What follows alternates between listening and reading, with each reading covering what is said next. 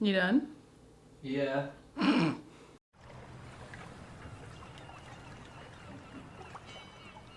Hi guys, welcome back to my channel. Thanks for stopping by. While you're here, why don't you leave a like and a comment and maybe subscribe if you haven't done so already. It means a lot to me. It really helps out my channel. I am a small content creator who is trying to gain a little bit more traction. I got dressed up to look really pretty because I want to talk about my favorite series that I've ever read so far in my entire existence. You probably already know what it is by the title of this video, but today we are talking about Red Rising, the entire trilogy so far. I mean, I know that there's Iron Gold and Dark Dawn that have come out, but I haven't read those yet, but I still wanted to talk about this because it's blowing my mind. So a little backstory on how I found Red Rising. I joined BookTube just about a month ago, but I'd been watching it for a pretty long time, about a year or so. I think everyone probably watches for a pretty long time before they end up deciding to make their own channel. I'm no exception. So I'd heard of this before. It's super popular. I'm not the first person that's talked about this. I'm probably just one of a million shoving this book series down your throat. For good reason, you should read it. I had heard of it, I hadn't picked it up yet, and then one day, I work at a hotel, so we have a lost and found, obviously, and anytime books get dropped off in lost and found, pretty much everyone on staff knows that I want them. Doesn't matter what it is, I want it. And basically whoever left this in their room never came back for it, and so it was mine. And the coolest part is that this is actually an ARC copy. It's got the little arc down there, which I just think is amazing. I don't know how many people got arcs of these or how many still have an arc copy, but I do now. It's become a prized possession. So prior to picking this book up, I had been struggling a little bit with reading. I had only read 2 books the month prior, like 3 books the month before that. I was in a rut. I couldn't pick up anything and actually enjoy it for some reason. And then one day I was just perusing my stack of books and I picked this up and decided to start reading it, and oh my God. That was the best decision that I have made in 2020. And let's be real, 2020 has been an absolute shit year. Seltzer water. Every video, every time. So if you don't know what Red Rising is about, it is basically a classic dystopian tale of a caste system, a hierarchy that starts at the lowest point with reds and goes to the highest points with golds. So the entire society in this world is based on color systems, and people are sorted into those colors at birth, pretty much. They all have the same, if you're a red, you have red hair and red eyes. If you're a gold, you have gold hair and gold eyes. And the society has just been built this way for hundreds of years. It's science fiction set in a very, very far future too. They've colonized Mars and they have spaceships and everything like that. Darrow, our main character, is a red who comes from the lowest of the reds. There's low colors and high colors within each color system. So you can be a low red who has no idea what's going on.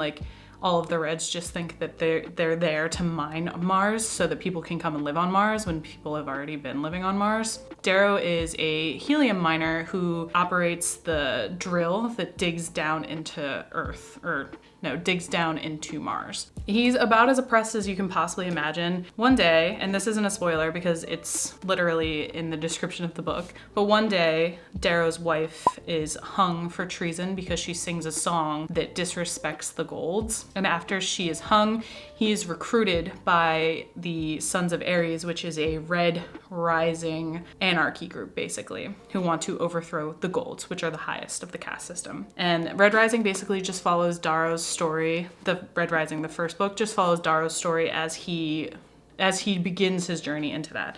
And then all 3 books follow that rebellion. So what about Red Rising sets it apart from other dystopians? Because there are plenty of dystopian novels. Everyone's read The Hunger Games. Everyone knows about Divergent.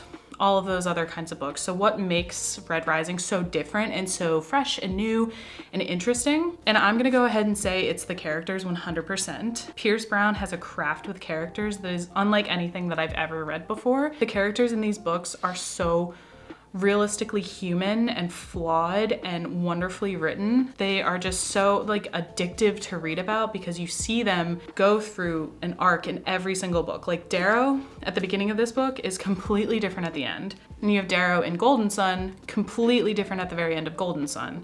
And in the final of the first trilogy, Darrow is so different from the human that he was in the very first book. It's two sides of the same coin. He's just an entirely different person. So Pierce Brown really does so much groundwork into these characters in the very first book, like building their psyche and developing them. Anyone who's taken a basic writing course knows that one of the biggest advices that your teacher is going to give you is that every single character, no matter how big or how small, needs to have a driving force behind their character. They need to have some sort of want and some sort of need and some sort of goal, even if they are literally just in there for a chapter. That's what makes them feel realistic. That's what makes them feel real, because every person around the entire world has their own brain, has their own decisions, etc. And Pierce Brown really excels so much in making every character you come across, no matter if they're there for a couple pages or if they're there for the entire trilogy, in being completely believable. The character depth and growth in Golden Sun alone was like jaw-dropping to me. There are so many twists and turns and betrayals and like allegiances and alliances, and everything is just so well put together. It flows so seamlessly. It almost doesn't feel like this is a man writing a story. Like, it feels like you're reading about something real. It's phenomenally done. I'm also going to go ahead and say that the setting of the Red Rising series is probably one of my favorite parts of it as well. It is a sci-fi and it is set in space and in the future, but it has this like fantasy element to it as well that makes it so much more different from other sci-fi books that I've read. For example, I'm reading the Expanse series, and that's a space opera, so it can't be super compared, but it's still a sci-fi. But in most sci-fis, you have characters using like blasters and guns, and there's a lot of focus on ship warfare, like in space, and like a heavy focus on technology. But in the Red Rising series, they use swords. I mean, they're like technologically advanced swords called razors that can like turn into whips and other shapes and stuff. They're still swords, and you have characters that are that go by knights and like Olympians and stuff like that. So it feels almost like it has this like interesting fantasy element to it as well, especially when you get into the third book, where they start visiting more settings that aren't just on like Mars and spaceships. It really is just like unlike anything I've ever read before, and Pierce Brown does such a wonderful job of describing these settings as well.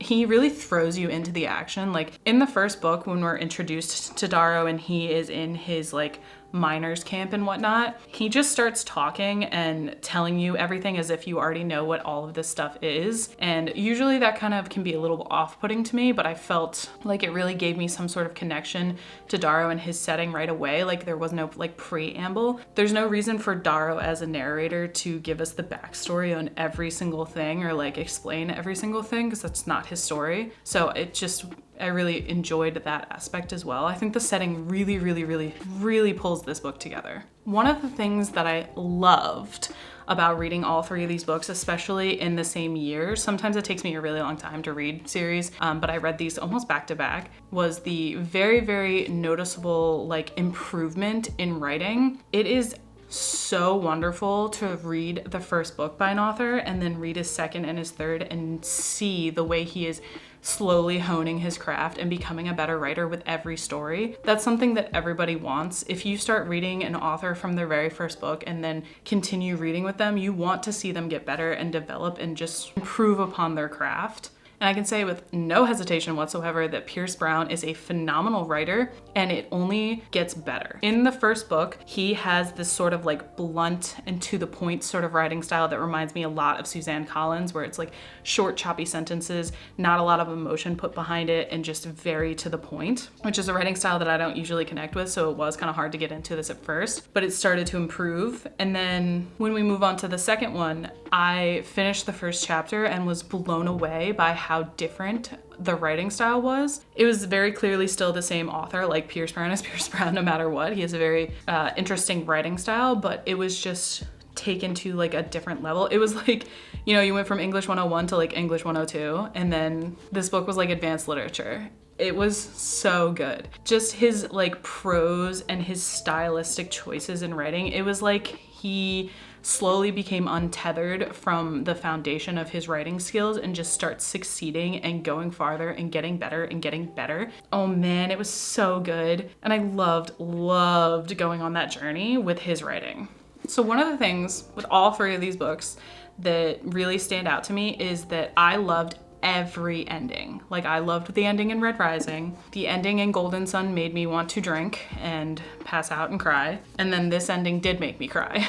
He nails writing the endings in every single one. All 3 of these books were 5 stars for me. All 3 of these books' endings were satisfying and they had a punch to them, and it was so well written. I think endings can kind of sometimes be the hardest part for authors because you are wrapping up a whole story. Obviously, it's going to be the most difficult thing to nail and get perfect, but all 3 of these endings were perfect.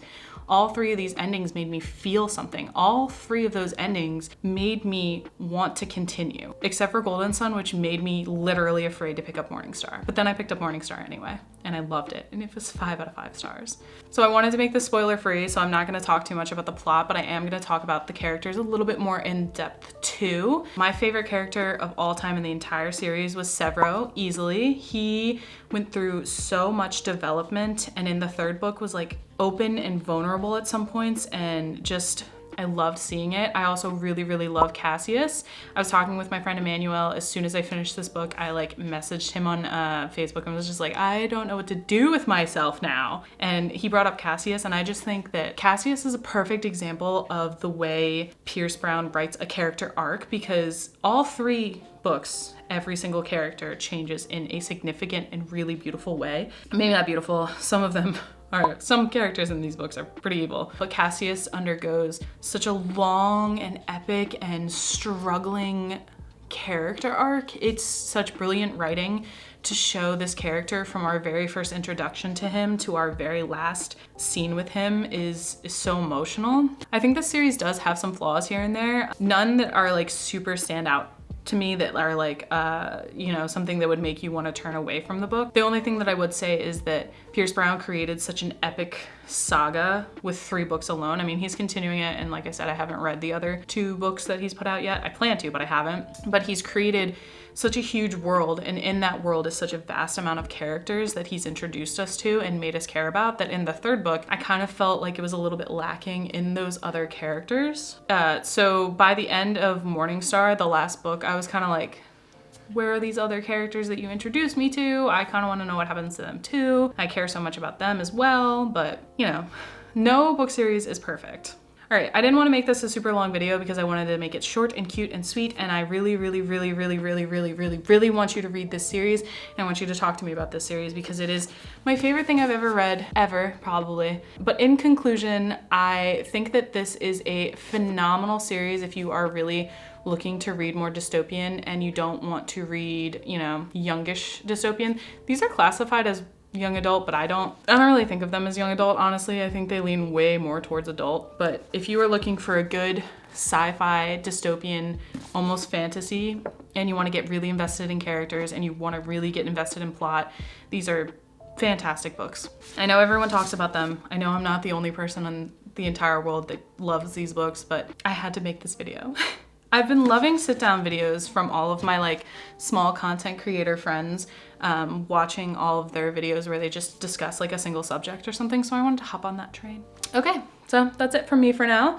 Thank you so much for clicking this video. Once again, if you could leave a comment and a like, it would really help out, and I would really be happy if you did. Have you read the Red Rising Saga? And if you haven't, why haven't you? Please start reading it now. I'm gonna end the video here. I don't know how to sign off videos, so just goodbye for now.